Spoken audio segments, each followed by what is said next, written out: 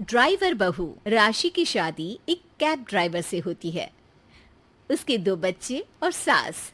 बड़े ही प्यार से जिंदगी चल रही होती है कि एक दिन राशि, मैं काम पर जा रहा हूँ। किसी चीज की जरूरत हो तो फोन कर देना, शाम को लेते हुए आऊंगा। हाँ हाँ जा, और कभी माँ से भी पूछ लिया कर कि कोई जरूरत है कि नहीं। अरे माँ, तेरी भी जरूरत का तो वो ख्याल रखती है ना। पति काम पर चला जाता है। तभी राशि की ननद आ जाती है। अरे वाह नीतू, तू कब आई? और नंदोई जी कहाँ हैं? भाभी वो तो नहीं आए, लेकिन मैं आ गई कुछ दिनों के लिए। जरा मायके का सुख भी तो ले लूं। अरे हाँ हाँ बैठ, मैं चाय लेकर आती हूँ। भाभी आप सबका कितना ख्याल रखती हैं। सबको आपके जैसे ही भाभी मिले। राशि मुस्कुराकर वहां से चली जाती है। वो किचन से पति को फोन करती है। पति जो उस वक्त कैब चला रहा होता है फोन उठाता है। क्या बात है राशि? अगर कुछ जरूरी नहीं तो बाद में बात करें, मैं कैब चला रहा हूँ। अरे वो नीतू आई है, तो शाम को आते वक्त कल्लू हलवाई के समोसे ले आना। शादी से पहले उसे बड़े पसंद थे ना। ओ ठीक है ठीक है। वो राशि से बात कर ही रहा होता है कि सामने एक खंभे से उसकी कार टकरा जाती है। वो बेहोश हो जाता है। ओहो, पता नहीं क्यों बिना कुछ बोले ही फोन काट दिया। थोड़ी ही देर में कुछ लोग राशि के पति को लेकर घर आते हैं। उसका एक्सीडेंट हुआ होता है और पैर पर चोट लगी होती है। मैडम, इनका एक्सीडेंट हुआ है। डॉक्टर ने 6 महीने बेड रेस्ट को बोला है। राशि रोने लगती है। सभी घर वाले पति के सामने आ जाते हैं। अरे गलती मेरी थी, मुझे ड्राइव करते वक्त फोन नहीं लेना चाहिए था। नहीं जी, मैंने ही तो आपको फोन किया था, गलती मेरी थी। जो होना होता है वो तो होता ही है भाभी। अब पछताने से क्या होगा। अरे लेकिन अब घर कैसे चलेगा? मैं अकेला कमाने वाला था, किसी तरह तो घर चला रहा था। रोज की कमाई रुक जाएगी तो बच्चे कैसे पलेंगे? मैं कुछ मदद कर दूंगी भैया, इनसे भी बात कर लेती हूँ। अरे नहीं नहीं, तू बेटी है इस घर की, तुझसे पैसे लेना अच्छा नहीं लगेगा हमें। तो क्या करेंगे, भूखे तो नहीं मरेंगे ना। तू औरत होकर कर क्या सकती है, और मेरी भी उम्र हो चुकी है। वैसे आप लोगों को एक बात बोलूं, अगर बुरी ना लगे तो? हाँ हाँ बोलो ना। भाभी आप तो इतनी अच्छी ड्राइव कर लेती हो, कैब क्यों नहीं चलाती? भैया की कैब को कुछ दिनों तक आप ही चला लो। अरे नहीं नहीं, इससे अच्छा तो हम लोग भूखे ही मर जाए। नीतू को माँ की बात पर गुस्सा आ जाता है। माँ तुम चुप रहो, करना तो कुछ है नहीं, बस बैठ कर दुनियादारी देखो। समाज नहीं आएगा तुम्हारे बच्चों को खाना खिलाने। राशि को थोड़ी हिचक होती है, लेकिन नीतू की बातों से उसे हौसला मिलता है।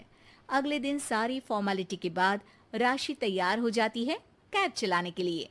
पति भी राशि को कैब ड्राइवर के कपड़ों में देखकर खुश होता है। राशि घर से बाहर निकलती है कि पड़ोसन बोल पड़ती है। अरे देखो देखो, कैसे पैंट शर्ट कस के निकली है कैब चलाने। हाँ भाई, कोई औरत को कैब चलाते देखा है कभी? लोगों की बातों की परवाह ना करते राशि कैब लेकर निकल जाती है और शाम को घर वापस आती है। माँ जी, आज की कमाई। अरे बहू, ये पैसे नहीं आते तो घर की तरकारी भाजी कैसे होती, और बच्चों की फीस भी। माँ जी सच कहूँ, लोग भी बहुत अच्छे मिलते हैं। देखते हैं कि जब लेडीज है तो सपोर्ट करते हैं। आज तो एक मीडिया वाले ने मेरा इंटरव्यू भी ले लिया। मैंने तो कह दिया, जब औरतें रॉकेट चलाकर चांद पर जा सकती है तो मैं कैब क्यों नहीं चला सकती।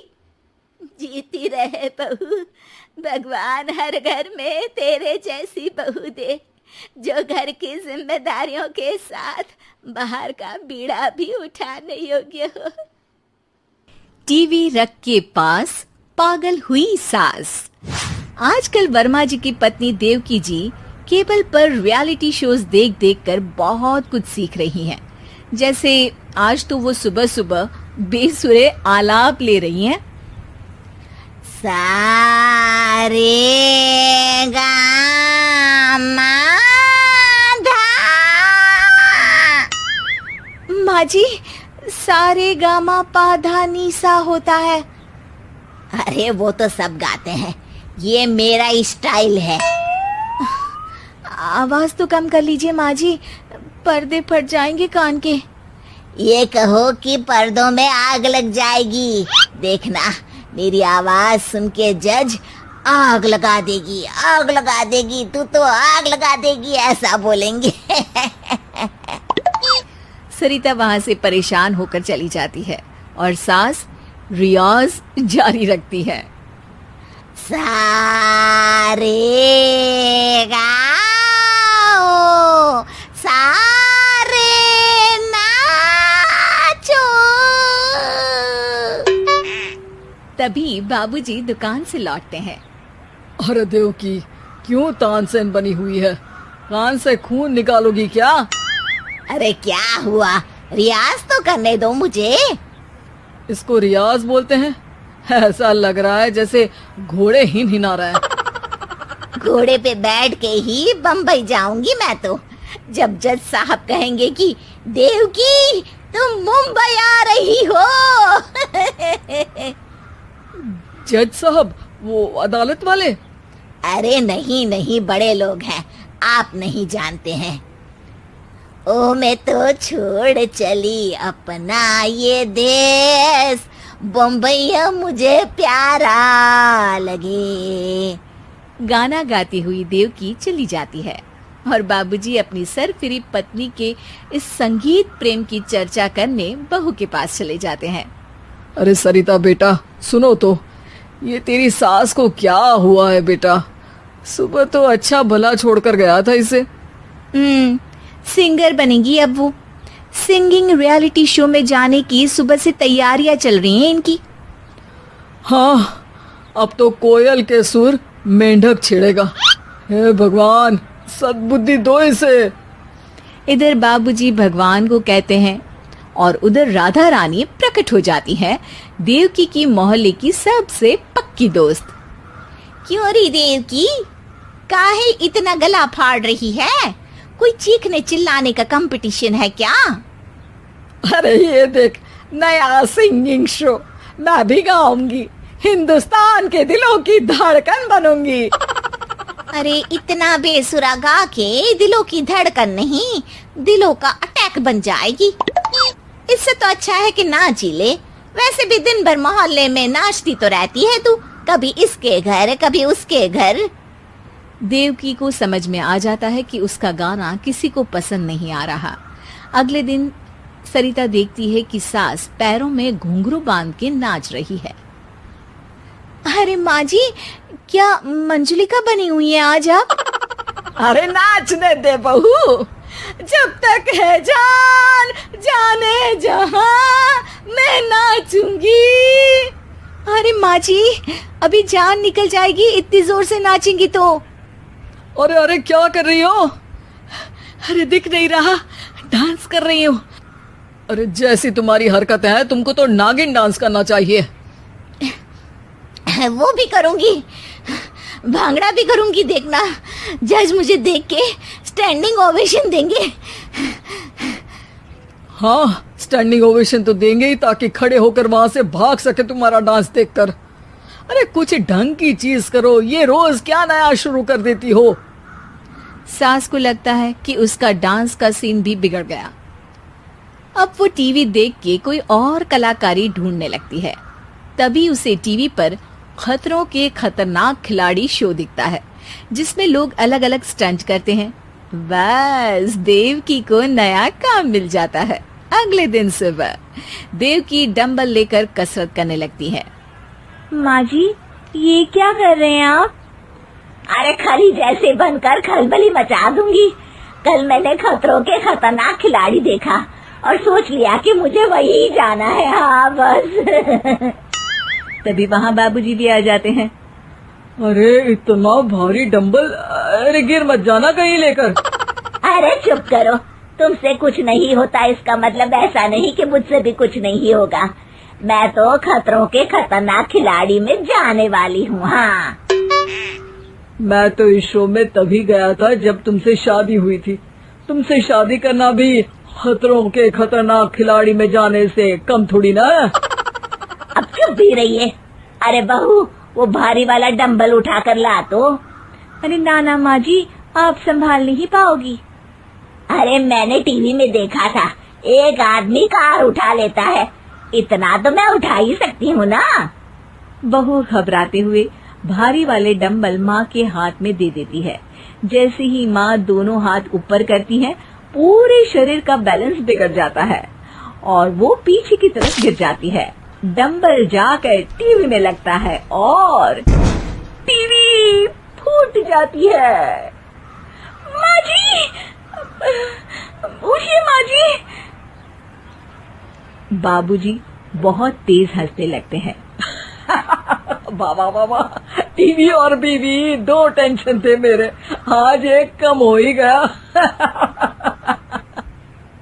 बहू भी सास को उठाते उठाते इस बात पर ताली बजाकर हंसने लगती है और देवकी फिर से गिर जाती है। और इस बार देवकी भी अपनी बेवकूफी पे हंसी रोक नहीं पाती। बेटी बनी बहू। ये कहानी उस डरी हुई लड़की की है जिसकी शादी 3 महीने में तय हो चुकी है। अरे क्या रमा, क्यों उठ गई बेटा इतनी जल्दी? थोड़ी देर और आराम कर लेती ना। नहीं माँ, ठीक है, कोई बात नहीं। ये बताओ, चाय के साथ नाश्ते में क्या लोगी? अरे कैसी बात कर रही है रमा, कल तक तो तू ऑर्डर दिया करती थी कि ये खाना है वो खाना है, आज तू हमें पूछ रही है, क्यों बेटा?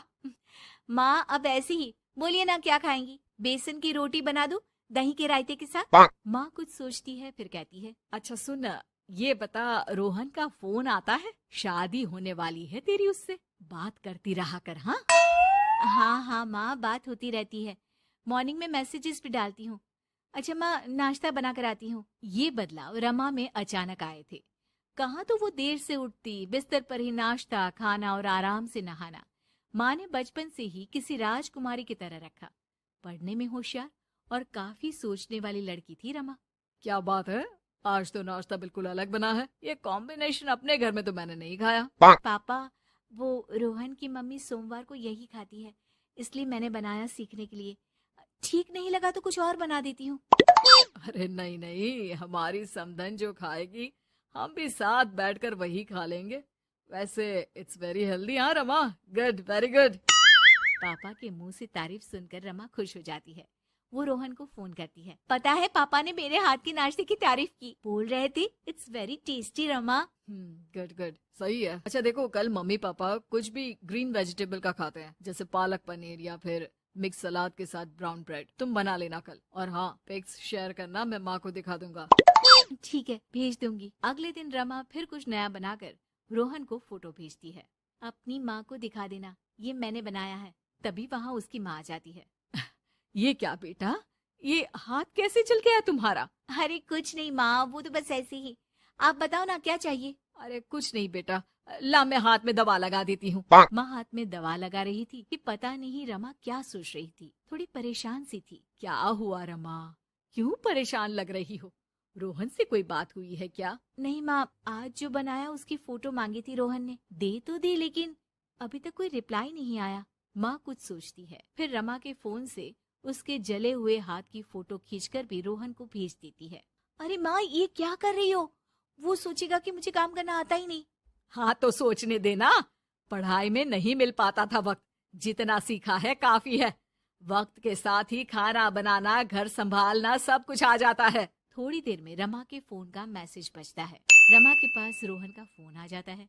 माँ को ये खाना देखने में ही अच्छा नहीं लगा, बोल रही थी कि तुम्हें बोल दूं कि अच्छे से बनाना सीखे, ना हो तो कोई क्लास ज्वाइन कर ले, मैं पैसे दे दूंगा। और हाँ प्लीज यार, ऐसी डरावनी जलने कटने खून खराबे वाली फोटो मत भेजा करो। जल गई क्या? तुम्हें खाना नहीं बनाना आता क्या? मुझे ब्लेम मत करो। मैंने ब्लेम करने के लिए नहीं, बस अपनी सीरियस एफर्ट दिखाने के लिए ये फोटो भेजी थी। वैसे भी मैंने नहीं, मॉम ने भेजी थी, पता नहीं क्यों। ओ यार, तुम्हारी मॉम क्यों इतना इंटरफियर कर रही है? वैसे अभी ये हाल है तो बाद में तो वो हमारे घर में ही ताक जाग करती रहेंगी। उनसे कहो कि मैं तुम्हें उस घर के लिए तैयार कर रहा हूँ जहाँ अब तुम्हें पूरी जिंदगी रहना है। रमा को रोहन की बात ठीक नहीं लगती। वो फोन रख देती है, लेकिन सोच में पड़ जाती है कि आखिर वो ये बात माँ को बताए कि नहीं। अब हर वक्त या तो वो रोहन का बताया खाना बना रही होती है या उसके कहने पर उसकी पसंद की टीवी शोज, वेब सीरीज या फिर किताब पढ़ रही होती है। क्या बात है रमा, आजकल मैं देख रही हूँ कि तुम बहुत परेशान सी रहने लगी हो। कोई बात हो तो बता दो बेटा। नहीं माँ, वो रोहन ने कहा था कि उसकी पसंद मुझे पता होनी चाहिए, जिससे कल को हम साथ हो तो हम लोग मिलकर अच्छे से बात कर पाए। उसने कुछ वेब सीरीज देखने को कहा था, लेकिन क्या कहूँ माँ, मेरी तो समझ में ही नहीं आ रही वेब सीरीज। अरे तो बोल देना रोहन को नहीं देखनी, या फिर एक काम कर, तू उसे अपनी पसंद का सिर्फ एक गाना सुनने को बोल। ला मैं मैसेज कर देती हूँ। ना ना माँ, आप तो रहने दो। पिछली बार भी जब मैंने उसे बोला कि आपने मैसेज किया है तो वो गुस्सा हो गए थे। अच्छा, क्या बोल रहा था? यही कि माँ क्यों इंटरफेयर कर रही है, मैं तुम्हें उस घर के लिए तैयार कर रहा हूँ जहाँ तुम्हें पूरी जिंदगी रहना है। माँ अब समझ जाती है कि रोहन उसकी रीमा के लिए ठीक नहीं है। रहने दे रीमा, ये रोहन मुझे ठीक नहीं लगता। तू बोल तो मैं कोई और रिश्ता देखूं। अरे नहीं माँ, मेरे पूरे फ्रेंड सर्कल में ये बात हो गई है। नाते, रिश्तेदार, आस पड़ोस सभी। हाँ, ठीक है बेटा, चल कुछ दिन और देख ले, लेकिन ये मत सोचना कि यहाँ शादी नहीं हुई तो कुछ बुरा हो जाएगा। ये देखना कि इससे शादी हुई तो भविष्य कैसा रहेगा, समझी? प्यार, विश्वास और इज्जत से बढ़कर कुछ भी नहीं है। रीमा माँ की बात पर हाँ बोलकर वहाँ से चली जाती है। अगले रोज रोहन का फोन रीमा के पास आता है। मैंने तुम्हें एक स्किन डॉक्टर का फोन नंबर दिया है। माँ बोल रही थी कि तुम सांवली हो और दिखने में भी नैन नक्श थोड़े। एक काम करो ना, तुम इनसे अपना ट्रीटमेंट शुरू करवा लो, होप कि थोड़ी देखने लायक हो जाओ। आज तक रीमा से किसी ने इस तरह बात नहीं की थी। वो ये बात सुनकर सीधे शीशे के सामने खड़ी हो जाती है।